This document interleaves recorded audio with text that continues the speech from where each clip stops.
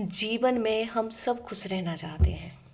खुश रहना चाहते हैं, शांत रहना चाहते हैं और चाहते हैं कि कुछ दो चार लोग ऐसे हों जो हर टाइम हमारे साथ खड़े रहें।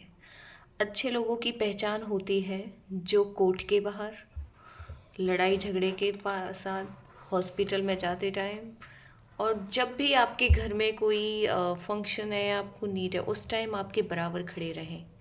ऐसे इंसानों की सर्च में हर कोई रहता है। Everyone want to find good peoples on the earth. But हम सिर्फ चीज़ें ढूंढते हैं, पर कभी सोचा है कि क्यों ना वो अच्छे इंसान हम ही बन जाए। कई बार चीज़ें ढूंढते ढूंढते हमें चीज़ें नहीं मिलती तो कोशिश करनी चाहिए ना कि अगर चीज़ें नहीं मिल रही हैं तो वो हम ही बन जाते हैं ना। हम अच्छे इंसान बनेंगे तो अच्छे इंसानों को ही अट्रैक्ट करेंगे, सब हमारे साथ फिर एक अच्छा ट्रीट करेंगे। तो ये कहा है ना, महात्मा बुद्ध ने भी कहा था कि अच्छे लोगों की तलाश मत करो, आप खुद अच्छे बन जाओ। तो अब क्वेश्चन बनता है कि हम अच्छे कैसे बने, क्योंकि दिन रोज इतनी समस्याएं होती हैं, इतनी प्रॉब्लम्स होती हैं और उन प्रॉब्लम्स के बीच अच्छा बनना क्या इतना इजी है? इजी हो सकता है, लेकिन इसके लिए आपको तीन चीज़ें करनी पड़ेंगी। सबसे पहले आपके दिमाग में जितना भी क्लटर भरा है किसी के लिए भी, प्लीज़ उसे बाहर निकाल दीजिए। उसने मेरे साथ ये किया, उसने मुझे धोखा दिया, उसने मेरे पैसे लिए, उसने मेरा यहाँ साथ नहीं दिया, वो मुझे वहाँ छोड़ के चला गया, etcetera etcetera etcetera. Full stop लगाइए इस चीज़ पर आज ही, इसी वक्त फुल स्टॉप। कि ठीक है, जिसने नहीं दिया कोई बात नहीं, लेकिन भगवान ने मुझे ऐसा बनाया है कि मैं सबका साथ दूंगा। बड़े बड़े लोगों के बारे में सोचो, जो वो कर रहे हैं क्या उनसे पहले किसी ने किया था क्या? ऐसा नहीं किया ना। तो जब अच्छे लोगों की तलाश आपको है तो क्यों ना अच्छे आप ही बन जाओ। तो अच्छे लोग आपको मिलते चले जाएंगे, that is my promise you. तो फर्स्ट आपको अच्छा बनना है। दूसरा, अपने माइंड की बकबक को शांत करना है। एक बार एक संत महात्मा से किसी ने पूछा कि भगवान आप मुझे खुश रहने का कोई फॉर्मूला दे सकते हो? तो महात्मा जी ने कहा कि बेटा दे तो सकता हूँ लेकिन अप्लाई करना बहुत मुश्किल है। तो उस इंसान ने कहा कि बाबा आप दो, उसके बाद मैं अप्लाई करके देखूँगा, हो जाएगा अप्लाई।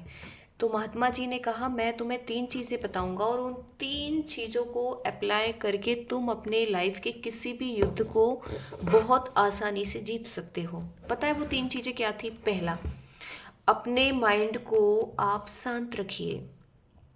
दूसरा, यानी कि साइलेंट माइंड। दूसरा, स्ट्रॉन्ग सोल। और तीसरा, काइंड हार्ट।